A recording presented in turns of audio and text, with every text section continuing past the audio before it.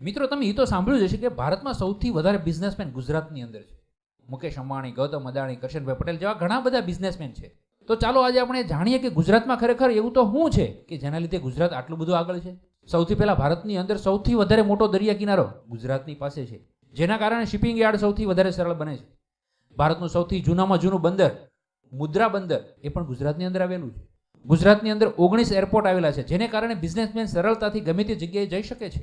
ભારતમાં સૌથી વધારે દૂધ ઉત્પાદન કરતું રાજ્ય ગુજરાત છે. એશિયાની સૌથી મોટામાં મોટી ડેરી અમૂલ ડેરી જે ગુજરાતની અંદર આવેલી છે, જેની સ્થાપના 1946 ની અંદર થઈ હતી. પૂરી દુનિયાની અંદર વેચાઈ રહેલા હીરાઓમાં 90% હીરાનું પોલિશિંગ સુરતની અંદર થાય છે.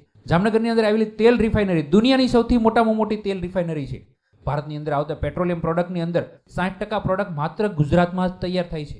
જો ગુજરાત કોઈ દેશ હોત તો યુરોપિયન અને એશિયન કન્ટ્રીઓને પાછળ છોડી અને સૌથી ધનાઢ્ય દેશોની યાદીમાં 67મા નંબર પર હોત.